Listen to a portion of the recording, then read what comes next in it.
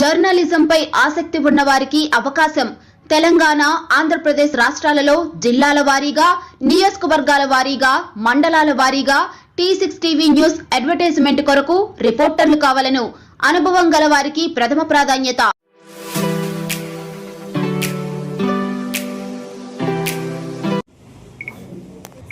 ఏదైతే మొన్న జరిగినటువంటి స్థానిక ఎన్నికల్లో మరి కాంగ్రెస్ పార్టీ తరఫు నుంచి మరి కిషోర్ నాయక్ గారిని ఆయన అభ్యర్థత్వాన్ని ఎమ్మెల్యే గారు ప్రకటించడం జరిగింది.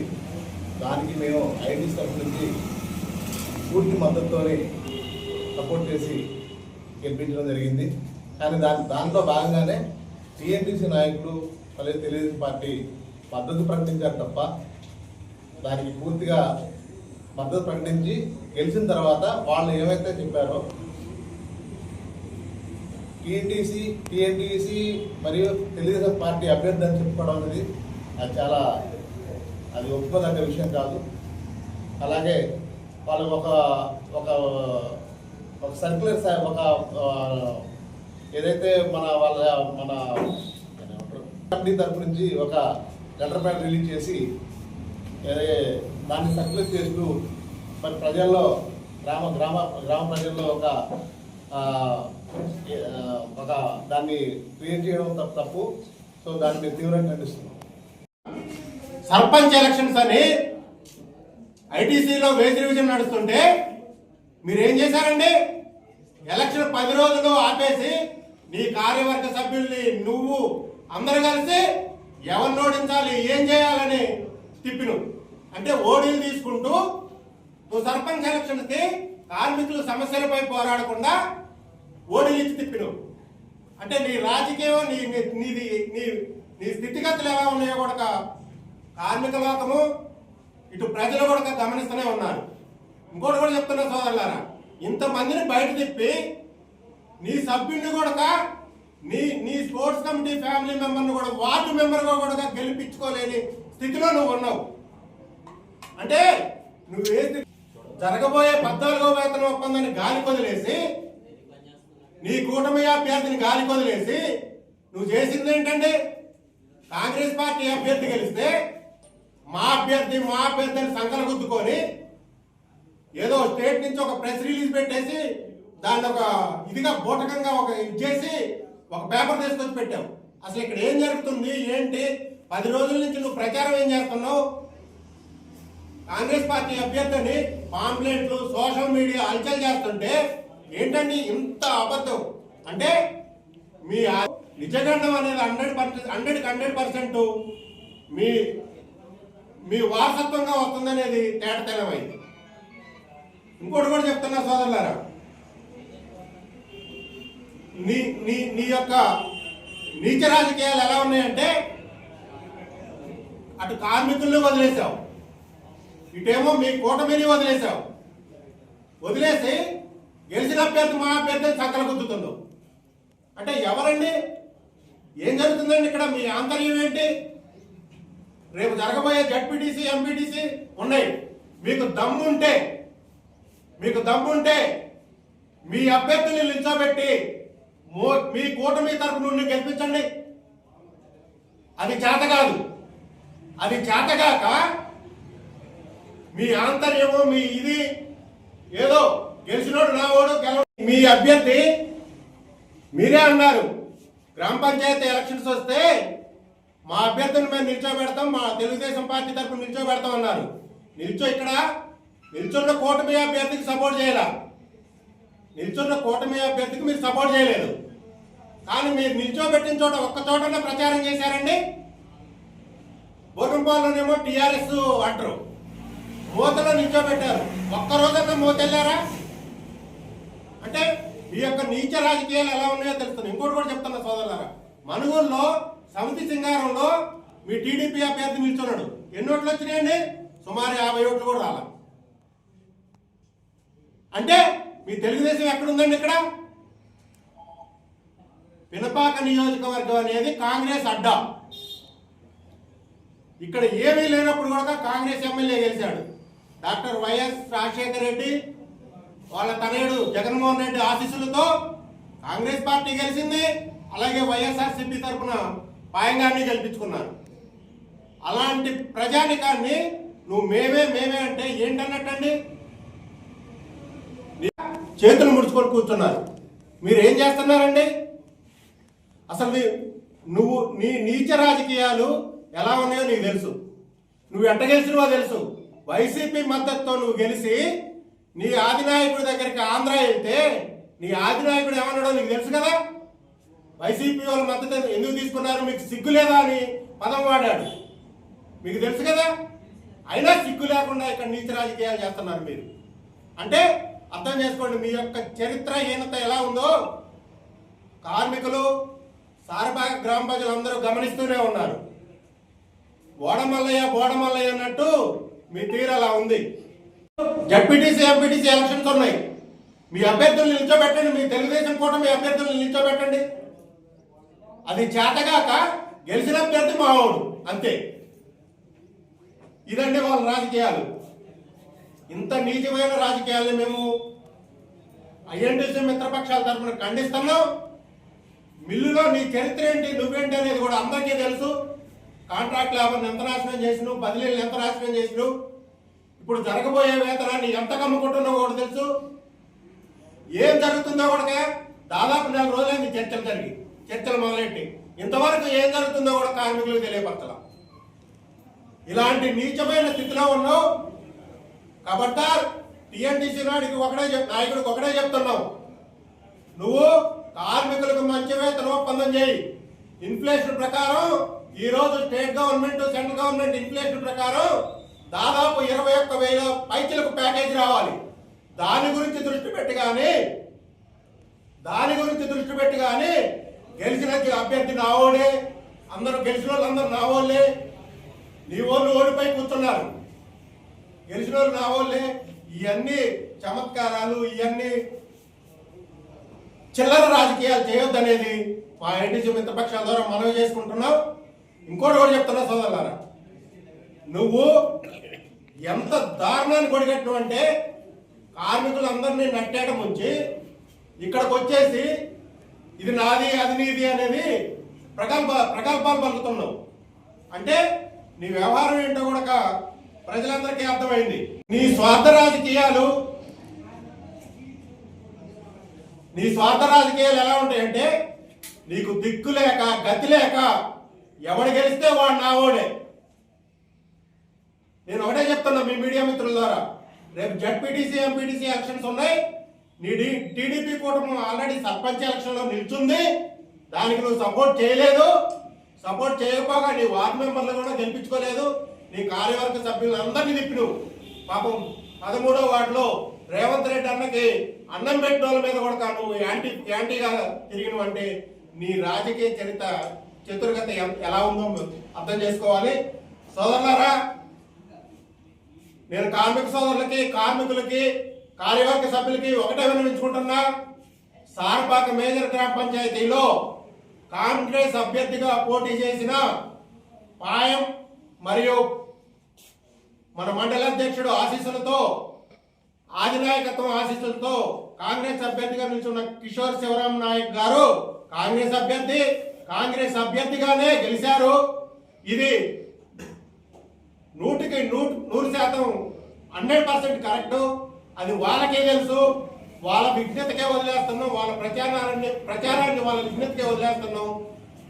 ఇంకనైనా మేలుకొని మీరేం చేయాలి, కార్మికులకి మీ కూటమికి ఏం చేయాలో తెలుసుకొని మాట్లాడాల్సిందిగా కోరుతూ ఈ మీడియా మిత్రులందరికీ కూడా మరొక్కసారి నమస్కారం కాంగ్రెస్ పార్టీ అభ్యర్థిగా మరి కిషోర్ నాయక్ గారికి మరియు కాంగ్రెస్ పార్టీ మిత్రపక్షాల తరఫు నుంచి గెలిచిన వార్డు మెంబర్లందరికీ కూడా నా పేరున శుభాకాంక్షలు తెలియజేస్తున్నాను. ముఖ్యంగా నా 13వ వార్డుని మా కుటుంబ సభ్యులు గెలిపించిన ఓటర్ మహాశయులందరికీ కూడా నేను మరొకసారి ప్రత్యేక ధన్యవాదాలు తెలియజేస్తున్నాను. ఈ క్రమంలో ఒక 2-3 రోజుల నుంచి జరుగుతా ఉన్న చర్చ గురించి ఒక నిమిషం మాట్లాడదాం అనుకున్నాను. సారపాక కాంగ్రెస్ పార్టీ నుంచి గెలిచిన అభ్యర్థి ఏ పార్టీకి సంబంధించిన వ్యక్తి అనేది, తర్వాత విలువలు, విశ్వసనీయతల గురించి మొన్న టీఎన్టీసీ నాయకులు చిన్న ప్రెస్ మీట్ పెట్టడం జరిగింది. దాన్ని మేము ఇప్పుడు వివరణ ఇవ్వబోతున్నాం. అయ్యా టీఎన్టీసీ నాయకులు గారు, ఏదైతే ఆ రోజు ఎమ్మెల్యే గారు పోయి నవంబర్ 28వ తారీఖు ప్రెస్ మీట్లో చెప్పారు. దాంతోపాటు మండల అధ్యక్షులు కూడా నవంబర్ 30వ తారీఖున కాంగ్రెస్ పార్టీ అభ్యర్థిని ప్రకటించడం జరిగింది. నవంబర్ 30న ప్రకటించిన తర్వాత మీరు డిసెంబర్ 5వ తారీఖున టీఎంటీసీ మిత్రపక్షాల తరఫున మీరు కిషోర్ నాయక్ కాంగ్రెస్ పార్టీని బలపరుస్తున్నట్టు మీరు ఒక స్టేట్మెంట్ ఇవ్వడం కూడా జరిగింది. ఈ అంతటిలో కాదు, దీని అంతటిని కూడా ప్రచారం చేసుకుంటూ మీరు గడప గడప కూడా మాతో పాటు మా వెనక కాంగ్రెస్ పార్టీ అభ్యర్థి కిషోర్ నాయక్ అని మీరు ప్రచారం చేయడం జరిగింది. కానీ గెలిచిన తర్వాత మీరు వచ్చి ఇలా కిషోర్ నాయక్ మా అభ్యర్థి అన్నాడు. గత 40 ఏళ్ల నుంచి వాళ్ళ కుటుంబం కాంగ్రెస్ పార్టీ కట్టుబడింది, కాంగ్రెస్ పార్టీకి పనిచేస్తా ఉన్నది. కానీ మీరు వచ్చి ఇలా మా అభ్యర్థి అంటే అది ఎంతవరకు సమంజసం మీకే తెలియాలి. ఇంకోటి విలువల గురించి మాట్లాడుతూ ఉన్నారు మీరు. ఏదైతే కూటమి తరపు నుంచి ఒక కాంగ్రెస్ పార్టీ కార్యకర్తగా నేను గత 10 ఏళ్ళుగా కష్టపడుతున్నాను, మీరు ఎంతగానో అభిమానించే మరి రేవంత్ రెడ్డి గారు కానీ సీతక్క గారు కానీ నాకు దగ్గరగా ఉంటారని తెలిసి వాళ్ళ అభ్యర్థి నేను వాళ్ళ మంచిని తెలిసి కూడా మీరు ఆ 13వ వార్డులో మీరు అందరూ కూడా కలిసికట్టుగా నన్ను ఓడించాలని చూశారంటే మీరు మరి కూటమికి ఎంత విలువలతో విశ్వసనీయతతో పనిచేస్తున్నారనేది నేను ఈ సభాముఖంగా నేను మిమ్మల్ని ప్రశ్నిస్తా ఉన్నాను. మరి అదేవిధంగా మీరు లేకపోతే పార్టీ లేదు, మీరు ఎలాంటి గెలవంటారు. 2003, 2004 నుంచి కూడా ఈ రోజు వరకు కూడా కాంగ్రెస్ పార్టీ అనేది ఇక్కడ ఈ పినపాక నియోజకవర్గంలో గెలుచుకుంటూ వస్తుంది. ఇది ఎవరిది కాదు, ఇది రాజశేఖర రెడ్డి గారి కంచుకోటగా ఇది 2004 నుంచి కూడా ఈ రోజు వరకు కూడా కాంగ్రెస్ ఇక్కడ గెలుచుకుంటూ వస్తుంది. కాంగ్రెస్ పార్టీ రాజశేఖర రెడ్డి గారి కుటుంబ సభ్యులు వైఎస్ జగన్మోహన్ రెడ్డి గారు పార్టీ కూడా ఇక్కడ ఎమ్మెల్యేగా మరి మా పాయం గారు కూడా గెలిపించుకోవడం జరిగింది. అంతే తప్ప కేవలం ఏదో 4 రోజులు మీరు ఎలక్షన్ 3 రోజులు అనేది హైదరాబాద్ హాస్పిటల్లో పడుకొని వచ్చి కొంతమంది కార్యకర్తలని కార్యవర్గ సభ్యుల్ని కాంతారావుకి సపోర్ట్ చేసుకుంటూ కొంతమందినేమో మరి పాయం గారికి సపోర్ట్ చేసుకుంటూ మీరు వచ్చి గెలిచిన తర్వాత ఏదైతే ఇంటెలిజెన్స్ రిపోర్ట్ ఏదైతే బాగుంటుందని చూసుకొని మీరు లాస్ట్ 2 రోజులు 3 రోజుల ముందు వచ్చి కాంగ్రెస్ పార్టీకి మీరు మద్దతు ప్రకటించడం జరిగింది. ఇవన్నీ జనాలందరూ గమనిస్తూనే ఉన్నారు. మీరు కేవలం మీరు టీఎన్టీసీగా తెలుగుదేశంగా మీరు ఒక అభ్యర్థిని పెట్టుకుని పోయినట్టయితే ఇది సారపాక గ్రామ పంచాయతీ కార్మికులకు సంబంధించిన పంచాయతీ. మీరు కూటమి పెట్టి తెలుగుదేశం కూటమికి మద్దతు ఇవ్వకుండా మరి ఇక్కడ మద్దతు ఇవ్వడానికి ఆంతర్యం ఏంటో మాకైతే తెలియదు. ఎందుకంటే ఎప్పుడైనా అధిష్టానం మేరకు మాకు మద్దతు ఇస్తానంటే మాకు మద్దతు ఇస్తున్న వాళ్ళని మా కుటుంబంలో మద్దతు ఇస్తున్న వాళ్ళని మేము ఎవరైనా ఆదరండి మద్దతు తీసుకుంటాం. కానీ అభ్యర్థి కాంగ్రెస్ పార్టీ తరఫున గెలిచిన అభ్యర్థిని వాళ్ళు చెప్పే విధానంలో ఎలా ఉందో చూసుకోండి. అదండి అంతవరకే. మద్దతు ఇస్తారో వాళ్ళ మద్దతు 100% పార్టీ నిర్ణయానుసారం ఫాలో అవ్వాలండి. కానీ మేము సిపిఐ సిపిఎం కొంతమంది టీఆర్ఎస్ వాళ్ళు కూడా మనకు మద్దతు ఇచ్చారు. ఇక్కడ టీఆర్ఎస్ వాళ్ళు కూడా మద్దతు ఇచ్చారు. ఇదే టీఎన్టీసీ వర్గం చీలిక వర్గంగా మారి కొంతమంది ఒకరికి మద్దతు చేశారు, కొంతమంది కూటమికి మద్దతు చేశారు, కొంతమంది వేరే వాళ్ళకి మద్దతు చేశారు. మరి ఈ నాయకత్వం ఎందుకు ఇక్కడ ఇచ్చేసింది అనేది మాకు తెలియదు, ఆంతర్యం ఏంటనేది తెలియదు. అని అభ్యర్థిని చెప్పుకోవడం అనేది సిగ్గుసేటండి. అభ్యర్థిని కాంగ్రెస్ పార్టీ తరఫున పాయం ఆల్రెడీ గెస్ట్ హౌస్కి వచ్చి డిక్లేర్ చేస్తే గెలిచిన తర్వాత అదో స్టేట్ నుంచి ఒక లెటర్ తీసుకొచ్చి మా టీడీపీ అభ్యర్థి అని చెప్పుకోవడం ఎంత సిగ్గుసేటు, ఎంత దిగజారు రాజకీయమో మీ తరఫున. కిషోర్ నాయక్ గెలిపించిన మీ అందరికీ మన ప్రజలందరికీ ధన్యవాదాలు. ఈ క్రమంలో వాళ్ళ నాయకుడు అని చెప్పుకున్న టీడీసీ వాళ్ళకి ఒకటే మనవి, ఎమ్మెల్యే క్యాండిడేట్గా ప్రవీణ్ కుమార్, కిషోర్ నాయక్ ఇద్దరు వెళ్ళడం జరిగింది. కిషోర్ నాయక్ మద్దతు ఇవ్వడం జరిగింది ఎమ్మెల్యే గారు. దాని ప్రకారం కిషోర్ అభ్యర్థి కింద మనం ప్రకటించడం జరిగింది. దానికి మద్దతుగా టీడీసీ, సిపిఎం, సిపిఐ, టీఆర్ఎస్ కొంత మిత్రులందరూ గారు మద్దతు తెలిపారు. ఇప్పుడు టీఆర్ఎస్ టీఎన్టీసీ వాళ్ళు ఏదో మా అభ్యర్థి కింద వాళ్ళు పరిగణిస్తే అది సిపిఎం సిపిఐ కొంత టీఆర్ఎస్ బాగా వాళ్ళేం చెప్పాలి. ఇది ఏ రకమైన వాళ్ళ విధానం అనేది మాకు అర్థం కావట్లేదు. ఒక కాంగ్రెస్ పార్టీ అభ్యర్థికి వీళ్ళంతా మద్దతుని ప్రకటించడం, మన బ్యాలెట్లో కానీ ఆటో క్యాన్వస్లో కానీ ప్రతి చోట కాంగ్రెస్ అభ్యర్థి మద్దతుదారులు వీళ్ళని చెప్పి మనం గత 10 రోజుల నుంచి ఇదే క్యాన్వసింగ్ జరుగుతుంది. గెలిచిన తర్వాత మా అభ్యర్థి ప్రెస్ మీట్ పెట్టి చెప్పడంలో దీని అర్థం ఏంటి మాకు అర్థం కావట్లేదు. అలాగే సిపిఎం వాళ్ళు చెప్పాలి, సిపిఐ వాళ్ళు చెప్పాలి, టీఆర్ఎస్ కొంత భాగం చెప్పాలి. వీళ్ళందరూ కలిసి మా అభ్యర్థులు చెప్పాలి కదా. వాళ్ళు ఎవరు చెప్పండి, వీళ్ళు చెప్పడంలో దాని యొక్క ఆంతర్యం మాకు అర్థం కావట్లేదు. ఇది ముమ్మాటికి ఎమ్మెల్యే గారి యొక్క విధానంతో బలరాం మన కిషోర్ నాయక్ని మద్దతు ప్రకటించడం, ఆయన వచ్చి మీటింగ్ పెట్టి ప్రవీణ్ కూడా విరమించుకోమని చెప్పడం ఈ క్రమం జరిగింది. ఈ క్రమంలో మనకు అందరం కలిసి కిషోర్ నాయక్ మద్దతు ఇవ్వడం జరిగింది. కేవలం కాంగ్రెస్ అభ్యర్థి కాబట్టి ఐటీసీ దానికి మద్దతు ప్రకటించడం జరిగింది. ఈ విషయాన్ని ప్రజలందరూ గమనించగలరని నా యొక్క మనవి. 6,000 కోట్లు ఇక్కడ ఉన్న కాంట్రాక్ట్ కార్మికులు కుటుంబాలు. మీరు కాంట్రాక్ట్ కార్మికులకి జీతాలు తగ్గించారు. మన C4 L4 పెట్టేసి వాళ్ళకు కూడా కష్టపడి 10,000 వచ్చే వాళ్ళ జీతాలు కూడా మీరు తగ్గించారు. మీరు కనుక మీ పార్టీ పేరు మీద అభ్యర్థిని తీసుకుని పోయినట్టయితే మిమ్మల్ని ఉరికించి కొట్టించోళ్ళు జనాలు అనేది సభాపక్షంగా తెలియజేసుకుంటా ఉన్నాను. 100% కాంగ్రెస్ అభ్యర్థి సిపిఐ, సిపిఎం, టిఆర్ఎస్, తెలుగుదేశంలో కొంత భాగమే, ఎందుకంటే వాళ్ళ కూటమి ఉంది, కలిసి గెలిపించారు. కాంగ్రెస్ పార్టీకి మద్దతు ఇచ్చాము, కాంగ్రెస్ అభ్యర్థిని గెలుపొందించామని చెప్పాలి. ఆ గెలుపులో మా భాగస్వామ్యం చెప్పుకున్నా తప్పలేదు. రాష్ట్ర స్థాయిలో ఉంటుంది కాబట్టి దాన్ని వాళ్ళు కలుపుకొని మనం ముందుకెళ్ళాం తప్ప ఇక్కడ ప్రత్యేకంగా గెలిచిన తర్వాత ఇది మా అభ్యర్థి అని చెప్పడం నేను చెప్తున్నా. కాంగ్రెస్ పార్టీ అధికారంలోకి వచ్చిన తర్వాత ఫ్రీ బస్సు కానీ, ఫ్రీ కరెంట్ కానీ, లేదంటే ఇక్కడ సారపాక స్పెషల్గా సారపాక పంచాయతీ తీసుకున్నట్టయితే దాదాపుగా 250 సిసి రోడ్లు, 2 వాటర్ ట్యాంకులు, దాదాపుగా ₹1 కోటి వరకు కూడా వాటర్ లైన్ పార్కింగ్ చేస్తున్నాం. జనాల్లో మేము ఆల్మోస్ట్ 100 వెళ్ళిపోయి అడిగిన ప్రతి ఒక్కరు కూడా అర్హులైన ప్రతి ఒక్కరికి ఇందిరా మిల్ ఇచ్చాం, వైట్ రేషన్ కార్డులు ఇచ్చాం. రాష్ట్ర స్థాయిలో ఉన్న పొత్తులో భాగంగా ఇక్కడ వాళ్ళు కలిసారు తప్ప లేదా ఎవరు ఉన్నా లేకపోయినా మేము ఖచ్చితంగా విజయం సాధిస్తామన్న నమ్మకం మాకు ఖచ్చితంగా ఉంది. రాష్ట్ర స్థాయిలో వచ్చింది కాబట్టి మేము దాని ముందు కలుపుకోపోయాం తప్ప గెలిచిన తర్వాత మా అభ్యర్థి 40 ఏళ్ళుగా కాంగ్రెస్ పార్టీలో పనిచేస్తున్న అభ్యర్థిని మా అభ్యర్థి అని చెప్పుకోవడం అది ఎంతవరకు సమంజసం అనేది. కిషోర్ నాయక్ గెలిపించిన ప్రజలందరికీ ధన్యవాదాలు. ఫస్ట్ మీ పేరు